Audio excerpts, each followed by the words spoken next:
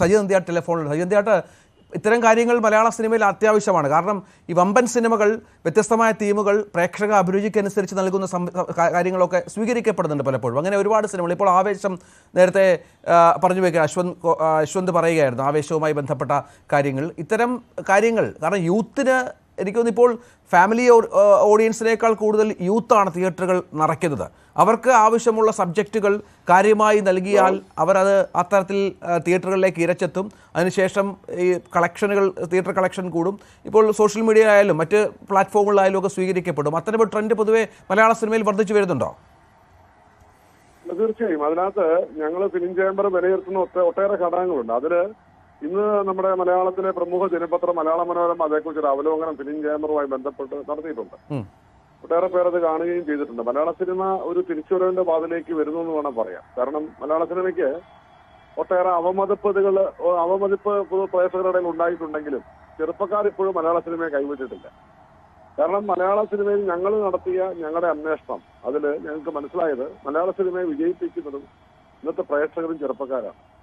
ഇപ്പോ ഞങ്ങളുടെ കണക്ക് പ്രകാരം 207 ചിത്രങ്ങളാണ് ഈ ഡിസംബർ വരെ ശ്രീ മോഹൻലാൽ ഡയറക്ട് ചെയ്ത ബറോസ് ഉൾപ്പെടെ 207 ചിത്രങ്ങൾ റിലീസ് ചെയ്തു. അപ്പോ അതില് 12 സൂപ്പർ ഹിറ്റുകൾ മലയാളത്തിൽ ലഭിച്ചു. 100 കോടിക്ക് മുകളിൽ പോയ മഞ്ഞുമൽ ബോയ്സ് ഉൾപ്പെടെ അതില് ഹിറ്റുകൾ ഒരു 7 ഹിറ്റുകൾ നമുക്ക് ലഭിച്ചു. പിന്നെ ബ്രേക്ക് ഈവൻ ആയ ചിത്രങ്ങളുണ്ട്. ബ്രേക്ക് ഈവൻ എന്ന് പറഞ്ഞാൽ മുതൽ തിരികെ പിടിക്കുക എന്നാണ് ഞങ്ങളുടെ ഭാഷയിൽ പറഞ്ഞത്.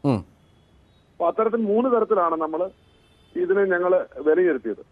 അപ്പോ അതിനകത്തേക്ക് മാക്കോയും കൊണ്ട് വരുമ്പോൾ വലിയ സന്തോഷമാണ്. ഉണ്ണി മുകുന്ദന്റെ ഒരു തിരിച്ചുവരവ് നമുക്കറിയാം.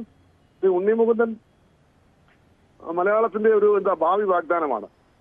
കഴിഞ്ഞ ആഴ്ചയിൽ ഞാൻ ഉണ്ണിയായിട്ട് സംസാരിച്ചിരുന്നു. ഉണ്ണിക്ക് വളരെ ഡെഡിക്കേഷൻ ഉള്ള ഒരു യുവ അഭിനയ നേതാവാണ്. അപ്പോ മാളികപ്പുറത്തിന് ശേഷം, അപ്പൊ രാഷ്ട്രീയപരമായിട്ടൊക്കെ നമുക്കറിയാം, രാഷ്ട്രീയം ഓരോരുത്തർക്കും ഉണ്ട് എങ്കിൽ തന്നെയും ഉണ്ണി ഒരു രാഷ്ട്രീയത്തിലേക്ക് പോകുന്നു എന്നൊരു തോന്നല് ഉള്ളപ്പോൾ സ്വാഭാവികമായി ഒരു കലാകാരൻ രാഷ്ട്രീയം പാടില്ല എന്ന് വിശ്വസിക്കുന്ന ഒരാളാണ് ഞാനും. പക്ഷേ ഉണ്ണിക്കൊരു വലിയ ഒരു കയ്യടി ഈ ചിത്രത്തിലൂടെ ലഭിക്കുകയാണ്. ഇപ്പൊ സൂക്ഷ്മദർശിനി ഇന്നിപ്പോ ചേംബർ തെലുങ്ക് പതിപ്പിന് അനുവാദം കൊടുത്തു. സൂക്ഷ്മദർശിനിക്ക് മലയാളത്തിന് പുറമെ തെലുങ്കിലേക്ക് ആ പടം ഭാഷ മൊഴിമാറ്റുകയാണ്. അതിനുള്ള അനുവാദം ഇന്ന് ഫിലിം ചേംബർ നൽകിയ ദിവസമാണ്. അപ്പൊ സിനിമ എന്ന് പറയുന്നത് സജീവമാകണം. പണം മുടക്കുന്ന പ്രൊഡ്യൂസറോ വിതരണക്കാർക്കും തിയേറ്ററുകാർക്കും അതോടൊപ്പം തന്നെ എല്ലാവരും ഹാപ്പി ആയൊരു അവസ്ഥ ഉണ്ടാവണം. ചെറുപ്പക്കാരെ നമുക്ക് അഭിനന്ദിക്കാതിരിക്കാൻ പറ്റില്ല. അപ്പൊ ബഹുഭാഷകളിലേക്ക് സാധ്യതകളുള്ള മേഖലയാണ് നമ്മുടെ മലയാളം. അത് കൃത്യമായി ഉപയോഗപ്പെടുത്തി കഴിഞ്ഞാൽ, ആ തരത്തിൽ നമ്മുടെ സംവിധാനങ്ങളൊക്കെ പാകപ്പെടുത്തി കഴിഞ്ഞാൽ നമുക്ക് സിനിമകളുടെ നഷ്ടങ്ങൾ കാര്യമായി കുറയ്ക്കാൻ സാധിക്കും. ഈ പറഞ്ഞതുപോലെ നിർമ്മാതാക്കളുടെ വലിയ പ്രശ്നങ്ങൾ അവസാനിപ്പിക്കാൻ സാധിക്കുന്ന അഭിപ്രായമാണ് ഫിലിം ചേംബറിനുള്ളത്. ഇല്ല, ഒരിക്കലുമില്ല. കാരണം ഇപ്പൊ നമുക്കറിയാം മഞ്ഞുമൽ ബോയ്സ് ഇന്ത്യൻ സിനിമയെ ത്രസിപ്പിച്ച സിനിമയാണ്. മലയാളത്തില് ഞാൻ film chamber, Karnataka film chamber നേരിട്ട് മലയാള ഫിലിം ചേംബറിൽ എത്തി. എങ്ങനെയാണ് ഈ പടം വിജയിച്ചത്, എന്താണ് നിങ്ങളുടെ അടിസ്ഥാനം എന്നൊരു അന്വേഷണം പോയി അതിന്റെ പ്രസിഡന്റ്, സെക്രട്ടറി ഉൾപ്പെടെയുള്ള ഒരു ഓഫീസ് ബേറേഴ്സ് മൊത്തം കേരള ഫിലിം ചേംബർ വരുന്നൊരു അവസ്ഥയുണ്ടായി. ഇന്ത്യൻ ഫിലിം വ്യവസായത്തെ ഞെട്ടിച്ച വിജയമായിരുന്നു മഞ്ഞുമൽ ബോയ്സിന്. അപ്പോ ഇത്തരത്തിലുള്ള മാറ്റങ്ങളൊക്കെ മലയാള സിനിമ, ലോകത്ത് ഏറ്റവും അധികം സിനിമകൾ പ്രാദേശിക ഭാഷയിൽ എടുക്കുന്നത് മലയാളത്തിലാണ്. ഇത്രയധികം മാറ്റങ്ങൾ ഈ കൊച്ചു ഇൻഡസ്ട്രിക്ക് കൊണ്ടുവരാൻ പറ്റുന്നുണ്ടെങ്കിലും എല്ലാ പ്രൊഡ്യൂസർമാരും എടുക്കുന്ന ചിത്രങ്ങൾ ഹിറ്റാകുന്നില്ല എന്നുള്ള ഒരു വിഷമം ഞങ്ങൾക്കുണ്ട്. ഇപ്പൊ 1250 കോടി രൂപ ഈ വർഷം മലയാള സിനിമയിൽ നിർമ്മാതാക്കൾക്ക് നഷ്ടപ്പെട്ടു. അപ്പൊ അതുകൊണ്ട് എല്ലാവരും ഹാപ്പിയാണ് എന്ന് 207 സിനിമകളിൽ 10-25 സിനിമകൾ ഒഴികെ ബാക്കി സിനിമകളുടെ നിർമ്മാതാക്കൾക്കും വിതരണക്കാർക്കും അത് കളിച്ച തിയേറ്ററുകാർക്കും 1250 കോടിയിൽ പരം രൂപ ഈ കൊച്ചു ഇൻഡസ്ട്രിയിൽ നിന്നും നമുക്ക് നഷ്ടപ്പെട്ടു എന്ന് പറയുന്നത് നമുക്കത് സങ്കടകരമായ കാര്യം.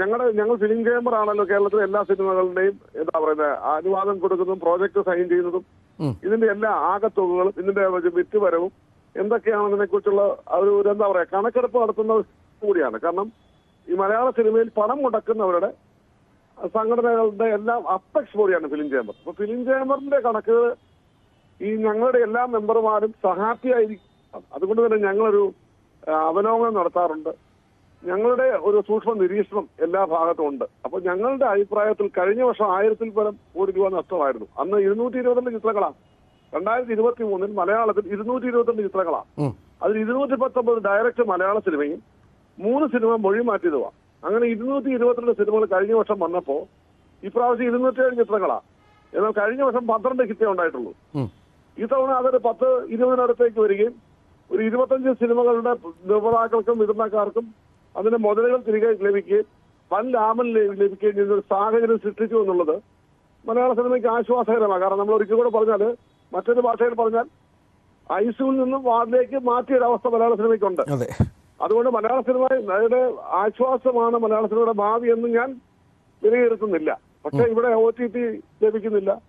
ഹിറ്റാകുന്ന ചിത്രങ്ങൾക്ക് മാത്രം OTT ലഭിക്കുന്നു, സാറ്റലൈറ്റ് ലഭിക്കുന്നു. നേരത്തെ മലയാള സിനിമ എടുത്തുകൊണ്ടിരുന്നത് നമ്മുടെ റിലീസിന് മുമ്പായിരുന്നു. ഇന്നതല്ല, ഒരു ഗസ്റ്റ് ബിസിനസ് ആയിരുന്നു, ഒരു ഊഹക്കച്ചവടമായിരുന്നു. ഇന്നിപ്പോ മലയാള സിനിമ എന്ന് പറയുന്നത് ആഫ്റ്റർ റിലീസ് പടം തിയേറ്ററിക്കൽ ഹിറ്റാണെങ്കിൽ OTT സാറ്റലൈറ്റ് പോകുന്ന അവസ്ഥയുള്ളത് കൊണ്ട് തന്നെ പടം പരാജയപ്പെടുന്ന പ്രൊഡ്യൂസർക്ക് ഒരു പൈസ പോലും ലഭിക്കുന്നില്ല. കാരണം ഇവിടെ എക്സ്ട്രീമാണ്. ഒന്നിലെ പടം പരാജയപ്പെടുന്നത് എക്സ്ട്രീമാണ്, പടം വിജയിക്കാൻ എക്സ്ട്രീമാണ്. ഇതിന് രണ്ടിനും ഇടയ്ക്കുള്ള ഒരു അവസ്ഥ ഇന്ന് മലയാള സിനിമയിൽ ഇല്ല. ശരി. പക്ഷെ പ്രേക്ഷകര് ഇപ്പൊ ഈ പടത്തിന് എ സർട്ടിഫിക്കറ്റാ ഏത് മാർക്കോയ്ക്ക് കൊടുത്തിരിക്കുന്നത്. കാരണം എന്താ, കുറെ നല്ല സ്റ്റണ്ട്, ചെറുപ്പക്കാർക്ക് ഇഷ്ടപ്പെടുന്ന കുറെ കാര്യങ്ങൾ അതിലുണ്ട്. അപ്പൊ തീർച്ചയായും ഇനി ഒരു 20ാമത്തെ ഹിറ്റായിട്ട് ശ്രീ മോഹൻലാൽ ആദ്യമായി ഡയറക്ട് ചെയ്യുന്ന മഞ്ഞിൽ വിരിഞ്ഞ പൂക്കൾ ആദ്യമായി അദ്ദേഹം സിനിമയിൽ അഭിനയിക്കുമ്പോൾ ആദ്യം റിലീസ് ചെയ്തത് ഡിസംബർ 25-നാണ്.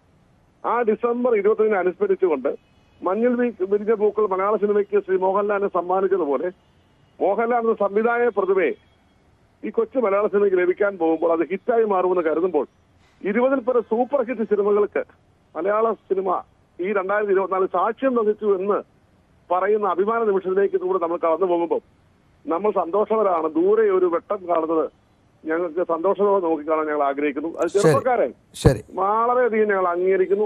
തീർച്ചയായും ആ പ്രേക്ഷകർ ഞങ്ങൾക്ക് നന്ദി രേഖപ്പെടുത്തുന്നു. നന്ദി സജി നന്ദിയാട്ടോ. ശ്രീ രാഹുൽ